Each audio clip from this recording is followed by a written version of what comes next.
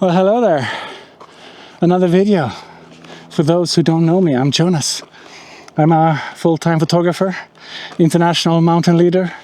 I run a photography expedition company called Terra Photography, and I'm on holiday today. I'm out together with my friend Thomas, and we're doing 4 days of trekking on Tour du Mont Blanc. It's 32 degrees Celsius, so high 80s in Fahrenheit. It's hot as hell. Yeah, that's all I'm gonna say for now, because I'm too out of breath and it's too hot to talk.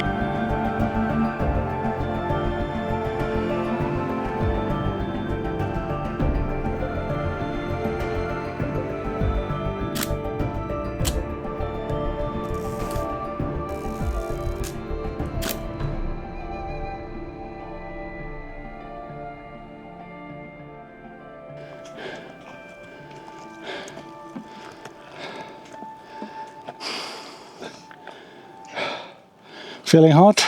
It's gotta be 30 degrees. The forecast was for 32 down the valley. I don't know what's here, but it's hot, eh? Yeah, it's super hot and I'm hungover. Whose fault is that?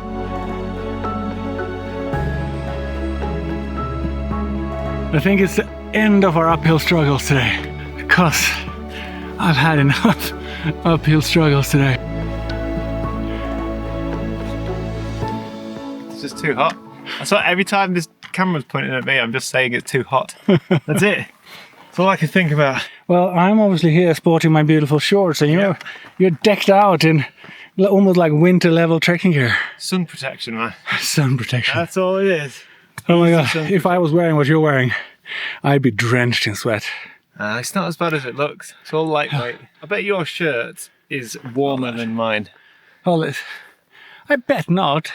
So I got a sun shirt, got shorts, I don't know if you can see it, and I'm hot as hell, especially with this beautiful ugly hat. And you see, unbeknownst to the fact that I'm working to normalize ugly sun hat, Thomas joined me in this endeavor. Yeah, but sun hats for the win. It's function over form.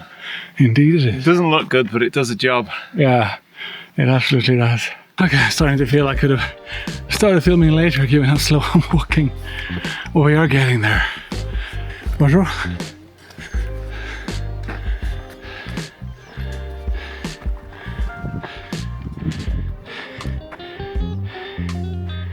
That's the campsite down there, somewhere.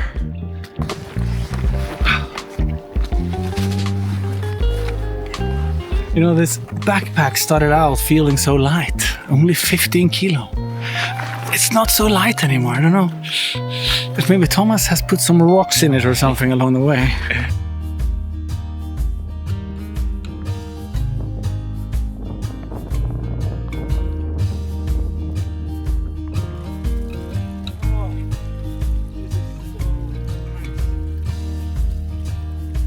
Oh, this is gorgeous, isn't it? Like a village. Yeah. Jelly legs. It's a very good word for it. Is that a known concept? Yep.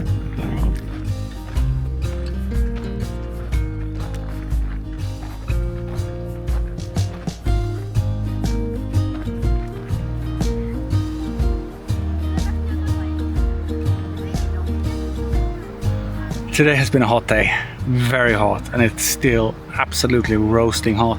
Like, it feels like I just came out of the ocean, salty, sweaty. Got myself a little campsite right here, or at least that's where I'm gonna pitch my tent. It's a gorgeous spot, and Thomas is camping just over there. We're next door neighbors. I think this is gonna be an absolutely beautiful spot for a beautiful night. But now is really time to get the tent set up and take a lie down, relax for 5 minutes, drink some water, rehydrate. That's what I need.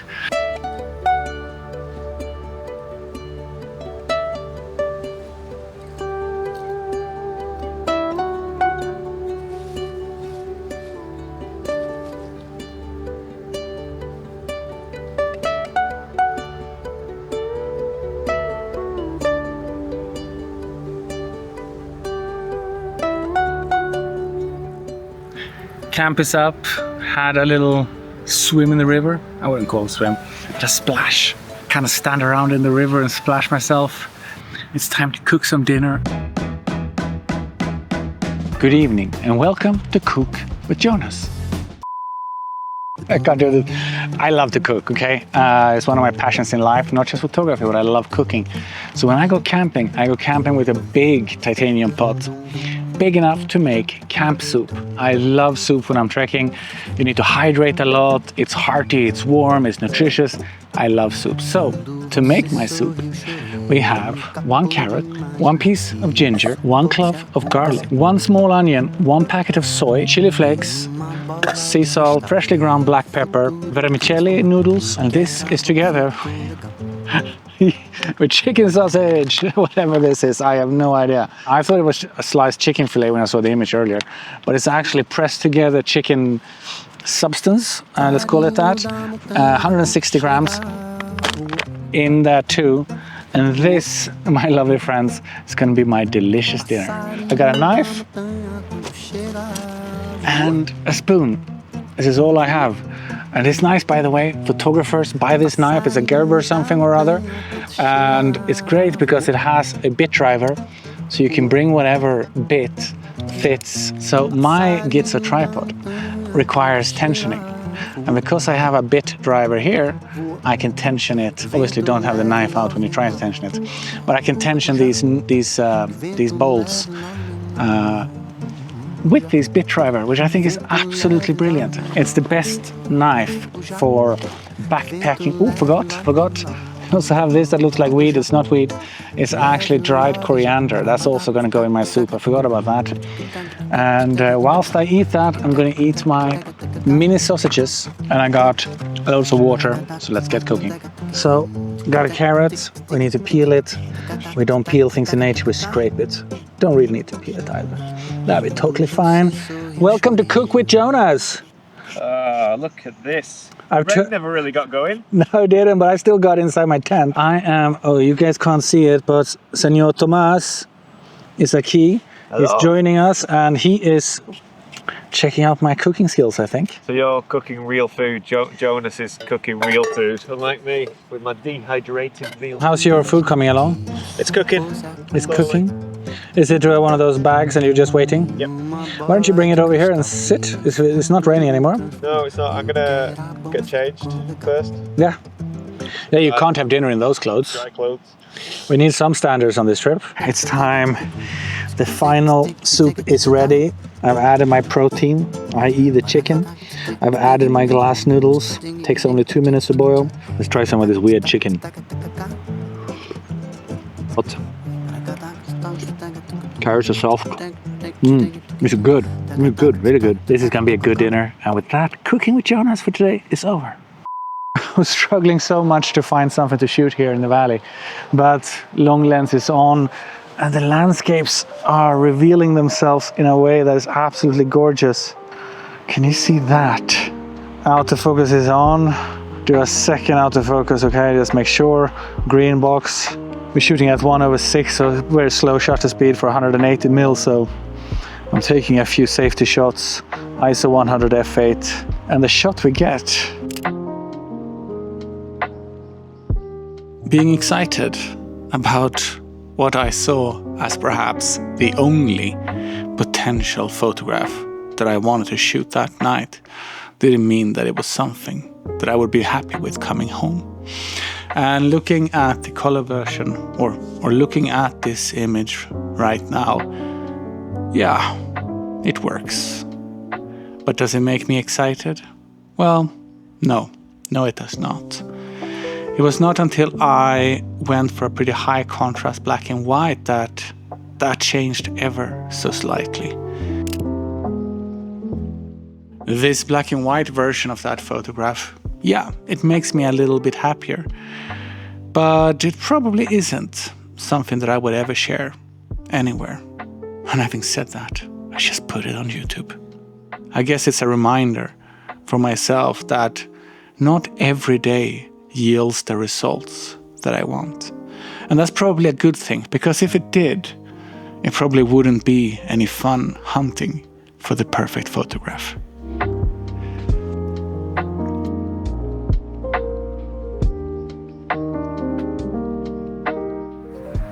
Good morning, and oh my god, I have the best morning here today.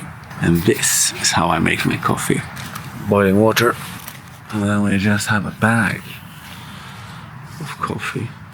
Give that 2 minutes. If you wait 2 minutes or 3, that coffee is going to start sinking to the bottom. One might have to stir just the top to break any crust that might have formed. And then after a couple of minutes, all the grounds, they sink to the bottom. You can drink the coffee straight out of the pot, all the coffee that's on top. That's how I make my cowboy coffee when I'm out camping.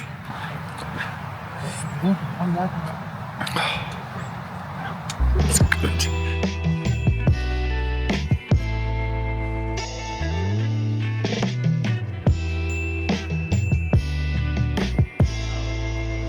So, camp has been left behind. Thomas and I are now on the trail heading to Le Contamine, walking on this really nice old forest road.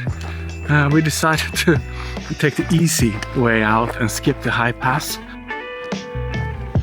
I think we should. Are you recording? No, not really. I just think we should make a concerted effort. Maybe get some drone shots of us walking along a nice wooded trail. Yeah. Sunshine when we're a bit higher up later on. Today, later on, towards the end of the day, it will be awesome. I'm thinking get out the tent, pack the tent away. Scenic hiking montage.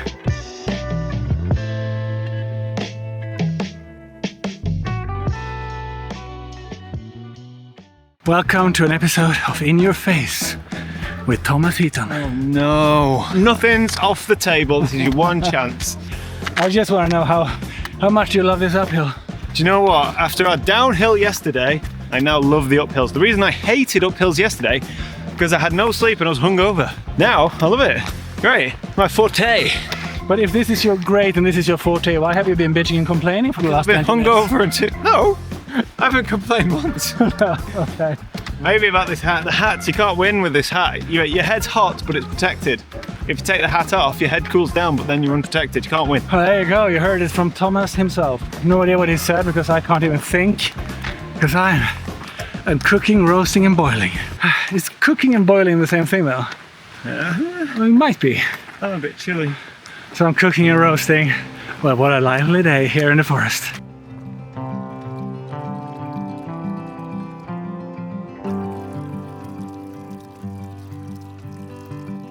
So it's already 1:30. Haven't had lunch. Put in about 5 hours of trekking today. And look at this.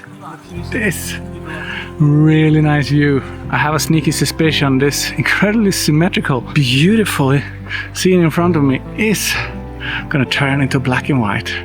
Definitely gonna shoot this, but I'm not gonna bother with the tripod, so I have to put you down somewhere, get this sorted without perhaps filming it. It's a trail leading into it, beautiful haze, layered mountains. Ah, it's gorgeous. And the clouds above, wow.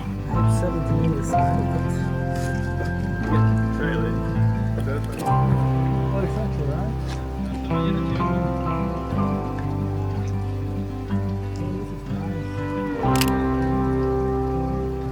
Along the steep uphill, there was a view unfolding behind us. A gorgeous view of a meadow, the trail we have trekked, and the mountains and the clouds in the background. I include here the color version because my wife really liked it, but it is this black and white version that really makes me excited. This image as a black and white to me feels just more timeless. Just more forever than the color version did.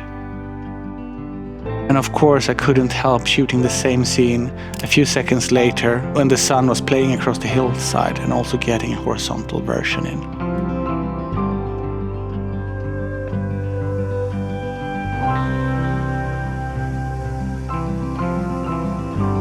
I got 2 shots in my bag.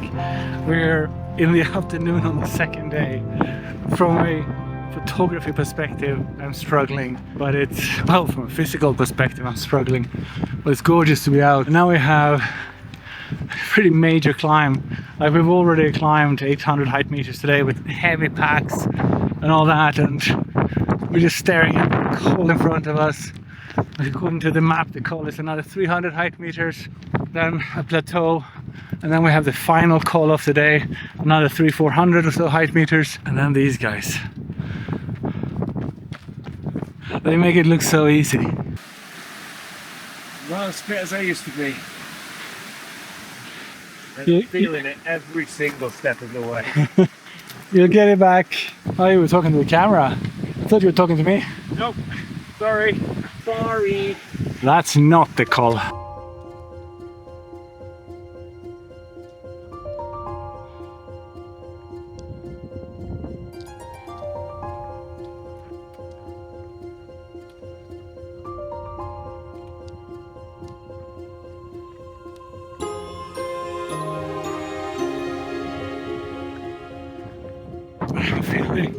I'm so dehydrated.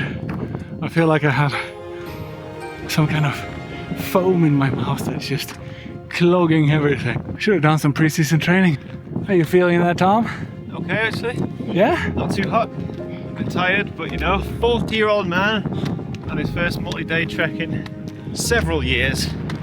It is 5:09. We've been moving, trekking, really without stopping for any longer period of time since 8:30 this morning. This is a long day, Thomas, eh? I think the conditions for photography tonight are looking really good. I think this is gonna be a really nice evening. Scattered clouds, beautiful little breeze. I reckon we have maximum an hour more of trekking to do. So I'm just gonna crack on.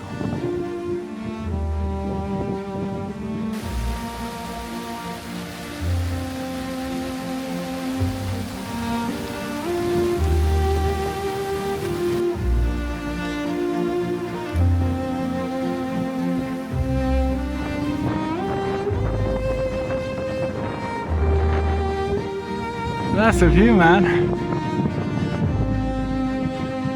Yeah, 30 minutes to call the full. We are officially at Col de Bonhomme, I think. Where's this the call? Thomas, look at that hut. We're not sleeping there. No. One would think that we have reached our final call of the day, but that just ain't so. We have Col de Fool up here. Still half an hour more trekking uphill, and then another half an hour downhill probably on the other side. We've just left the national park, so now it's allowed to camp again. When we finish today, when we pitch our tent, it'll be 11 hours since we started trekking today, so it's been a long day. I, for one, am absolutely shattered. My legs are just fucking shaking by now. Jelly legs, apparently it's called. Half an hour uphill, another 200, 300 height meters, and then down. There's always the down that kills you. Uphill is easy, downhill is a freaking murderer.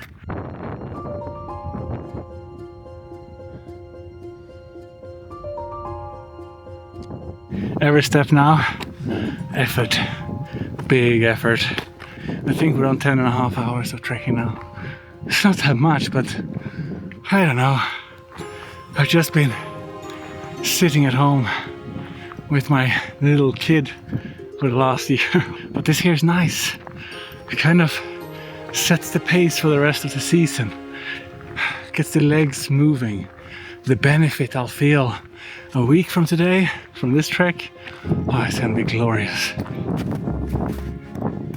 This Col de 2685 meters. We're at the Col. We are at the freaking Col. The highest point of the my legs are shaking. Wind is howling. We got 250 meters to descend the other side, then camp and dinner. Coming right here behind me. Oh, glorious. Oh yeah, more ibex. It's a couple. You can see it right here. We got 2 chamois and another 1, 2, well, 3, 4. Bunch of chamois. I thought initially they were ibex, but it's the small horns curved backwards like that, and that's the chamois and not the ibex. Clearly they're not afraid of me. Hopefully nature will just give us views with angelic qualities that our cameras just almost by themselves jumps out of our camera bags, pop themselves on the tripods, which obviously I'm about to say inflate, but self-erect, let's call it. And glorious photos ensues. Thomas is still Well, he's still up there somewhere. And he's taking his time on the downhill because he has some pains in his IT band. So the lake is just behind that snow patch there. Supposedly. I'm dreaming, hallucinating almost, of a lake. Supposedly somewhere. Elusive. No one have seen it.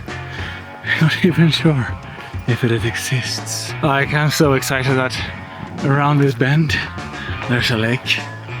Around this bend there's a lake. Come on.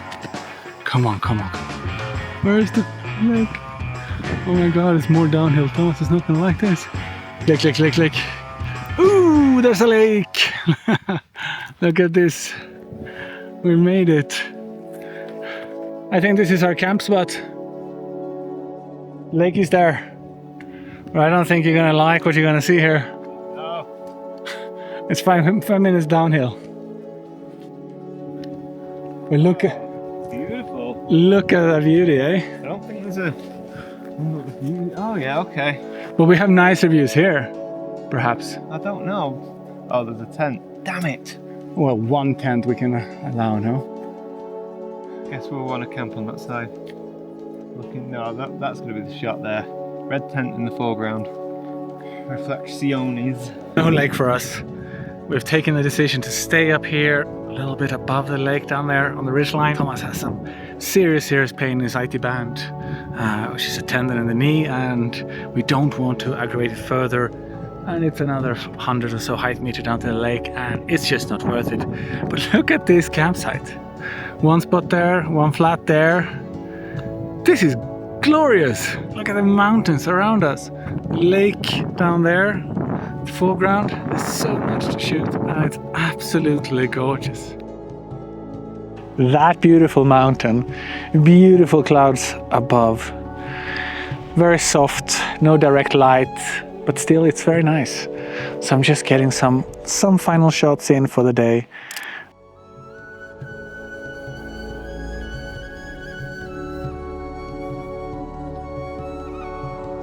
Sunset that night didn't yield what I was hoping it would yield. The frame that I lined up, well, sitting here looking at it in my studio, it does absolutely nothing for me.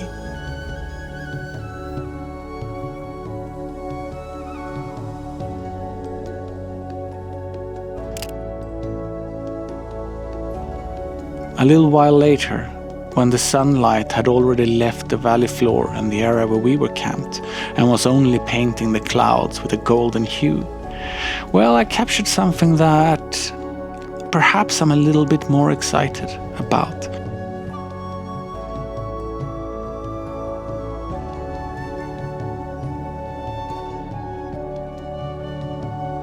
I do think I had a better shot earlier today, so I'm not too fussed, I'm not too worried. I'm just really enjoying being out here, being able to be in the mountains, hoping for a great day tomorrow, hoping that Thomas' knee will heal up.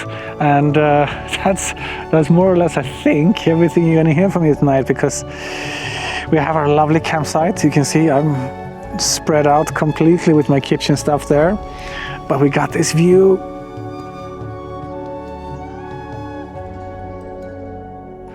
Anyway, I'm just really happy to be here, and I think it's gonna be a really good night with a really good sleep.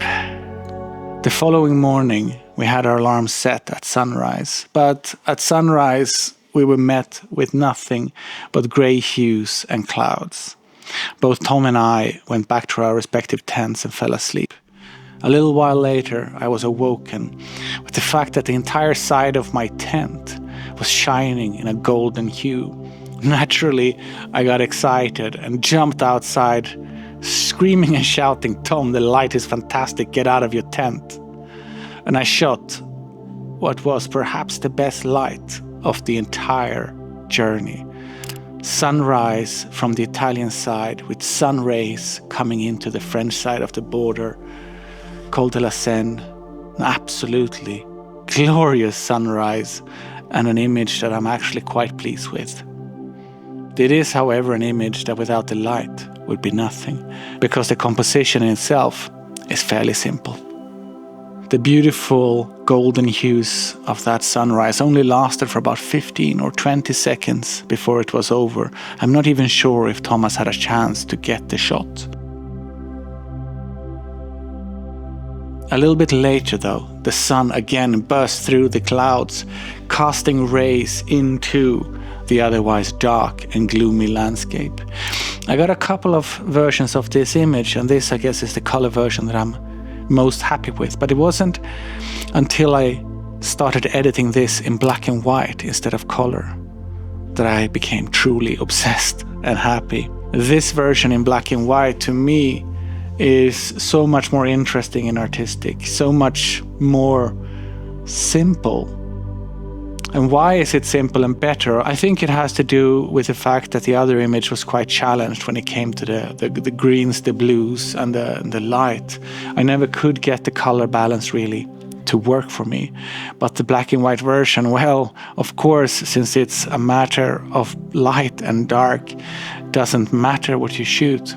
All that matters is that you have dramatic light, and we had a lot of dramatic light. I think that perhaps this is the image that made my journey, the image that I'm most happy with. We're ready to trek. I'm wearing a fleece, which I'm already regretting because I thought it was cold, but I'm already hot standing still. But today's going to be a big day, especially for Thomas with his injured IT band or inflamed. I'll show you where we're going. It's quite fast. Heading into this valley here below us. So you can see Thomas disappearing there, then down into the shadow there, 600 meters downhill to that tiny road you can see perhaps in the distance, and then up towards that col, the shoulder there. That's half our day, and that's already a massive amount of trekking. Plus that down and up, it's going to be a real challenge. I think there's a real risk that once we get down to the road, Thomas is going to call it and say, this is it for me. I can't take no more. We need to call for evacuation, and in this case that'll be a taxi, and then it will take us probably the better part of a day to take the bus, the train, and other means of transportation around the Mont Blanc to get us back to Chamonix, where we started, where Thomas has his passport and where I have my kid and my wife. If it doesn't happen, we're going to head into Italy. Going to have to severely change our route, because if Thomas feels that he can keep trekking, we're going to have to minimize any downhill trekking, which means we have to minimize any uphill trekking. We'll see what we get to. Look at, it's just such a gorgeous morning. Like this valley. Thomas disappearing on the trail. Hey Tom, why don't you walk faster, man? Yeah, shall we run? I might have to get some of this footage because I can't really film myself. Yeah. Is that okay? Yeah, of course. Of course.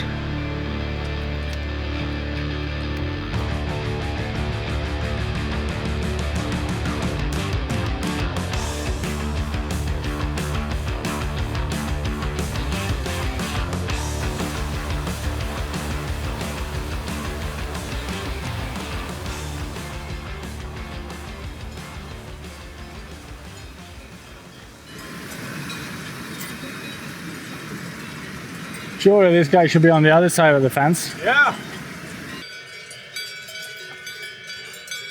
There's a certain aroma in the air.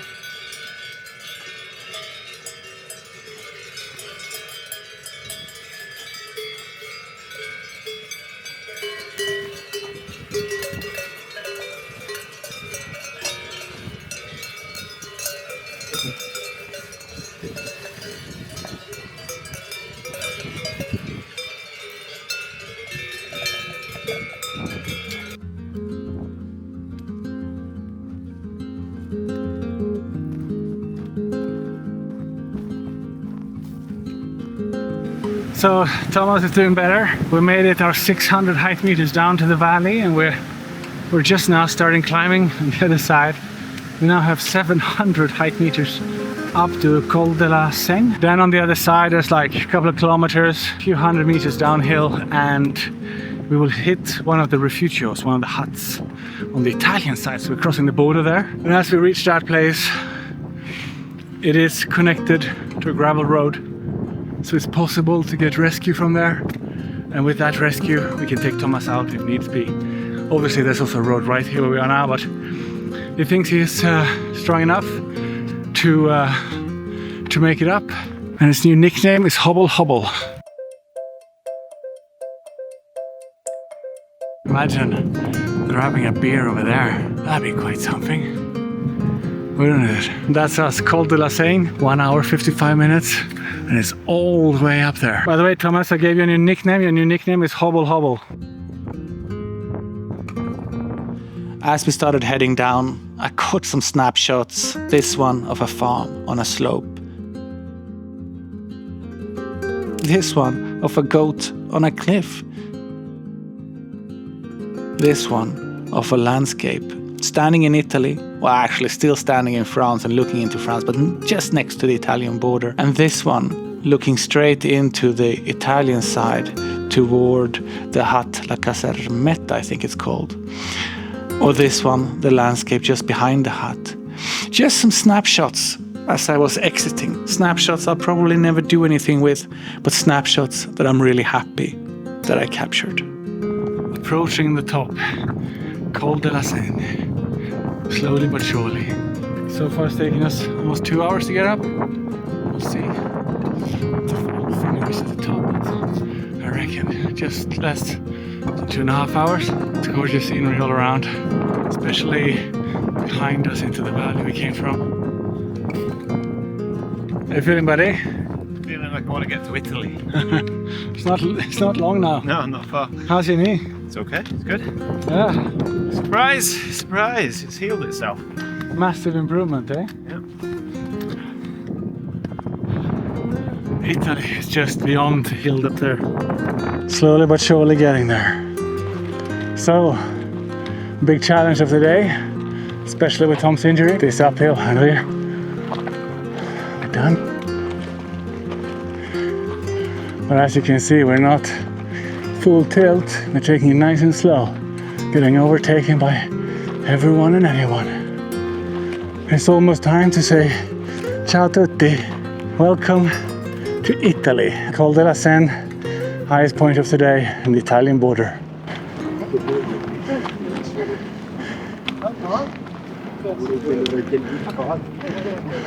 And I'm in Italy, and Thomas is in France.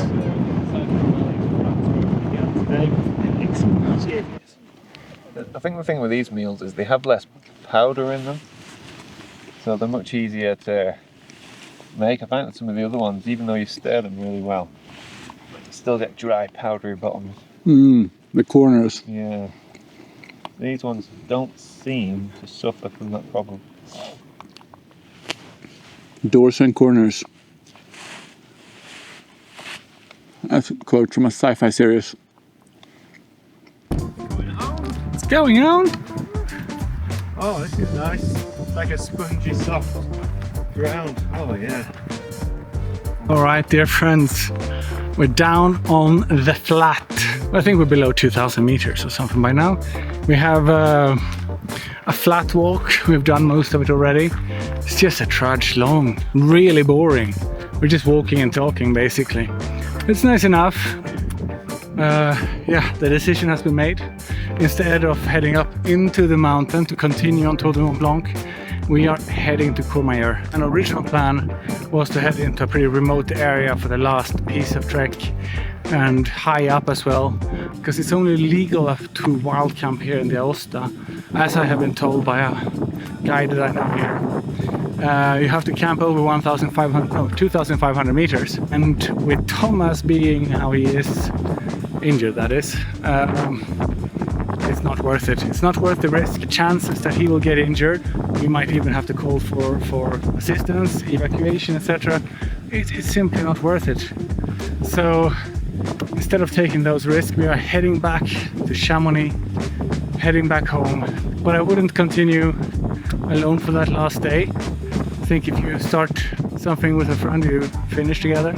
It's gonna be nice to get home a day early, see my family, take a shower. I really need a shower, and have some good food out in town. All this said, I'm still with hopes that I can do the second half of the Tour du Mont Blanc starting in a week or 10 days from now. Thanks everyone for watching, and yeah, I hope you will join me on the second part of the Tour du Mont Blanc, if of course there is a second part. And that all depends on my wife and my boy.